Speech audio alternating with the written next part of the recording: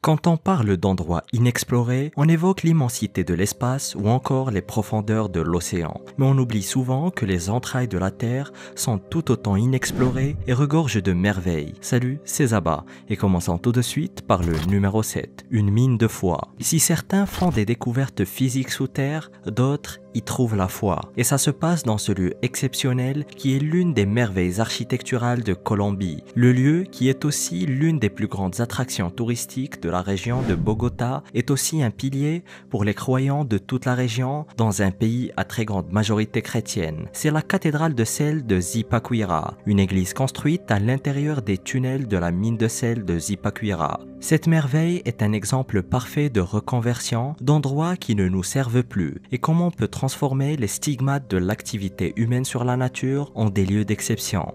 D'ailleurs, l'endroit est tellement iconique qu'il a été proposé pour figurer dans la liste des 7 merveilles du monde moderne. Les mines de sel sont connues depuis très longtemps et ont participé grandement à l'économie de la région. Mais l'idée de la cathédrale est née en 1950 quand les responsables de l'extraction minière ont remarqué la dévotion dont les ouvriers faisaient preuve avant de commencer leur journée de travail. Ils ont donc eu l'idée de construire une chapelle souterraine que les ouvriers vont décorer par la suite par des images pieuses et saintes. Et la cathédrale occupait au départ le deuxième niveau de la mine qui n'était plus exploité. Elle mesurait 120 mètres de long pour une surface totale de 5500 mètres carrés et 22 mètres de hauteur, ce qui donnait au lieu un espace exceptionnel et une ambiance symbolique, surtout avec la bonne luminosité et les ombres portées sur les différentes parois. Mais l'ancienne cathédrale a été fermée en 1990 parce qu'elle présentait des risques d'effondrement. Mais un concours d'architecture fut organisé pour la conception de la nouvelle cathédrale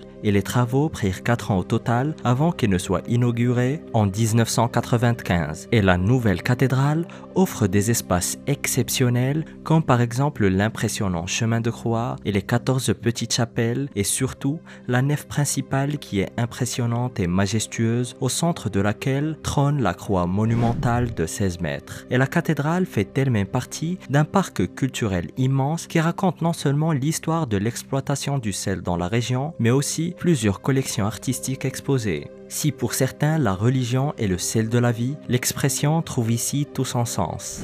Numéro 6, la fontaine des dieux. L'une de ces merveilles souterraines se trouve à moins de 200 km de Paris. Dans la commune de Tonnerre, on peut trouver l'une des sources d'eau les plus intrigantes de France et même du monde. C'est la très célèbre fosse d'Yonne. Tout est saisissant à propos de ce bassin. Tout d'abord son débit perpétuel et incessant d'une force incroyable qui jaillit des profondeurs du bassin qui mesure 14 mètres de diamètre. Ensuite, le lieu qui est connu depuis l'Antiquité se distingue par sa couleur fascinante entre émeraude et turquoise qui change au gré de la couleur du ciel et du débit de l'eau. Mais son plus grand secret qu'elle a su garder depuis des millénaires est l'origine de sa source. On sait qu'elle est souterraine bien sûr et qu'elle est liée à l'infiltration de l'eau dans les plateaux avoisinants et on soupçonne aussi une rivière souterraine. On ignore quand elle a été découverte au juste pour la première fois, mais on sait qu'à l'époque gallo-romaine, la fosse était utilisée comme source d'eau pour alimenter la région avant d'être transformée en lavoir au XVIIIe siècle.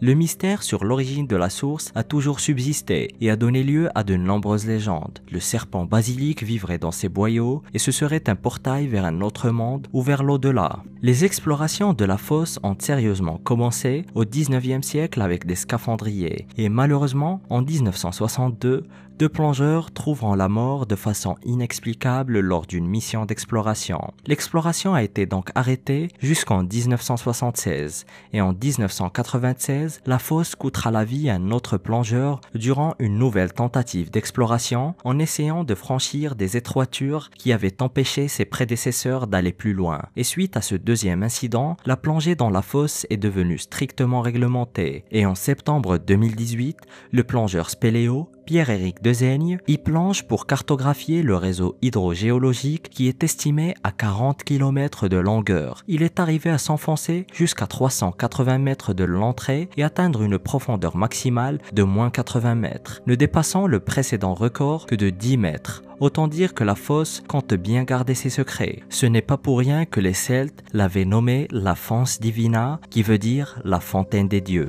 Numéro 5. l'œil du dragon. Au premier coup d'œil sur la formation rocheuse de l'œil du dragon, on se croirait presque sur un lieu de tournage. Mais l'apparence très unique de cette formation rocheuse qui se trouve au fond d'une mine est le fruit d'un hasard complet. La structure impressionnante est apparue suite à l'effondrement du toit d'une mine, et le hasard fut que la mine soit nommée The Hall of Giant Stone Mine, littéralement la salle des géants, et elle fut nommée ainsi bien avant l'apparition de cet œil mystique. Personne ne sait exactement où la structure se trouve, ou plutôt, l'information n'est pas vraiment publique, et pour cause. La structure elle-même est apparue suite à l'effondrement du toit d'une mine, et suite à ce même effondrement, la mine a été officiellement fermée par les autorités britanniques. Il est donc formellement interdit de s'y aventurer. Pour éviter que des curieux ne s'y rendent et pour éviter tout problème, les autorités britanniques gardent sa localisation secrète. Tout ce que l'on sait est que la mine se trouve dans le comté de Lancastre en Angleterre, mais l'interdiction et l'absence d'informations n'a pas empêché quelques téméraires de s'y aventurer et de nous ramener des images exceptionnelles de la grotte qui abrite l'œil du dragon.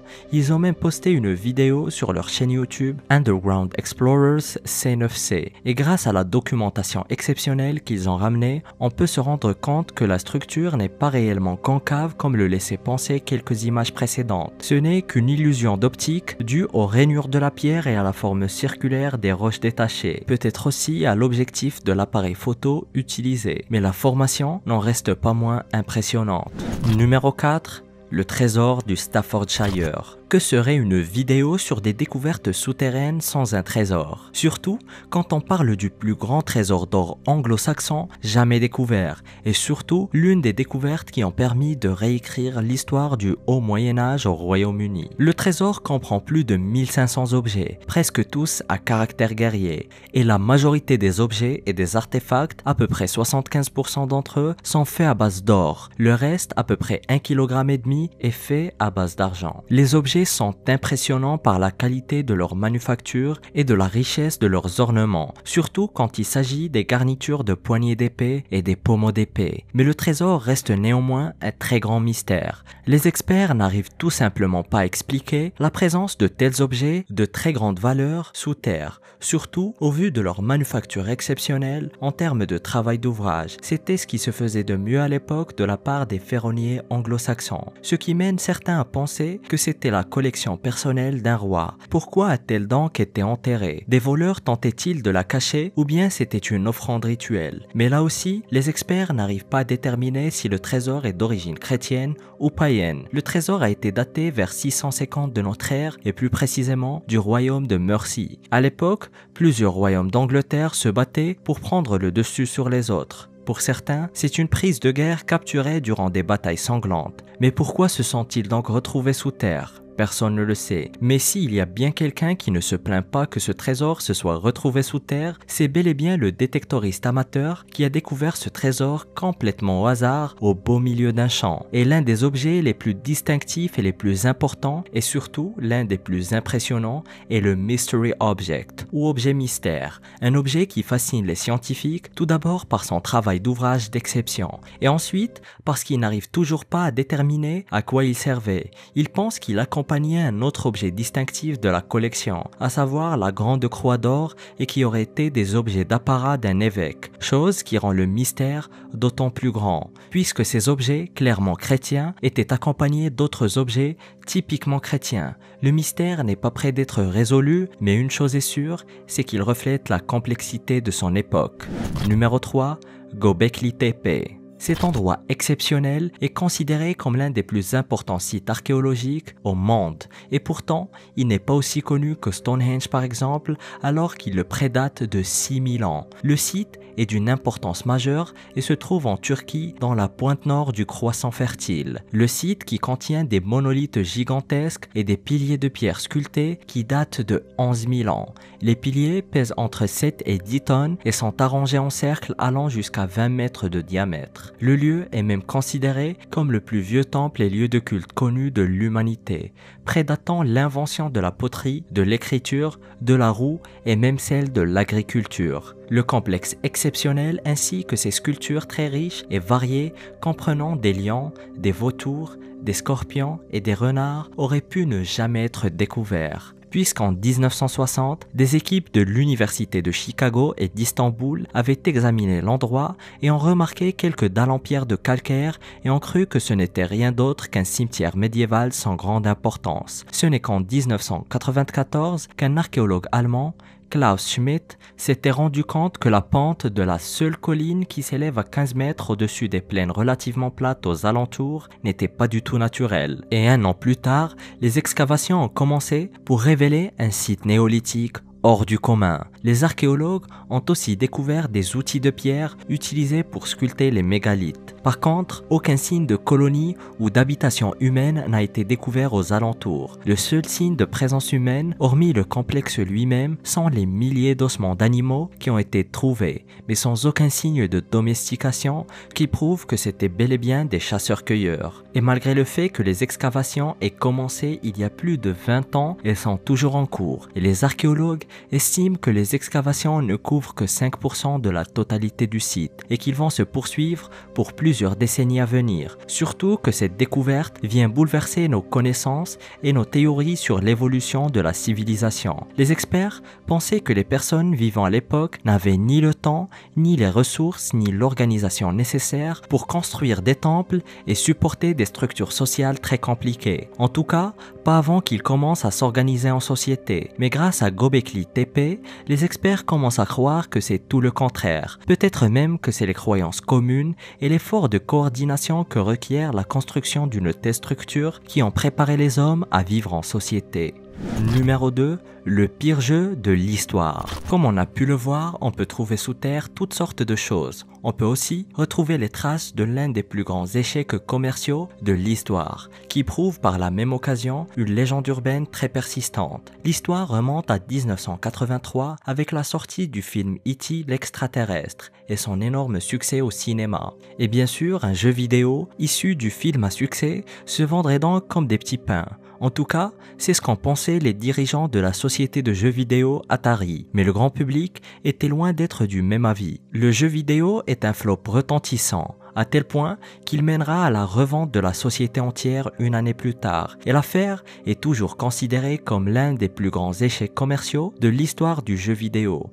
Mais selon la presse de l'époque, la société qui était en difficulté après la sortie du jeu aurait enterré des milliers de cartouches du jeu en question et plusieurs consoles afin de réduire les stocks et de profiter d'allègements fiscaux. Une opération qui deviendra connue comme l'enfouissement de jeux vidéo par Atari. Mais très vite, plusieurs personnes ont émis de grands doutes quant à la véracité de cette histoire, mais elle va quand même persister comme légende urbaine pendant plusieurs décennies. Et en avril 2014, une fouille dans une décharge à Albuquerque au Nouveau-Mexique révélera que l'histoire était bien réelle, à tel point que plusieurs personnes sont venues assister aux fouilles, et quelques consoles et télévisions ont même été installées pour permettre aux personnes de jouer au tristement célèbre jeu vidéo. Et une vente sur eBay sera même organisée. Et surprise, les cartouches en meilleur état sont parties pour plus de 1500 $. Et le total de la vente s'élèvera à plus de 37 000 $. C'est le prix à payer pour posséder un bout de l'histoire du jeu vidéo. Comme quoi, les déchets des uns sont les trésors des autres.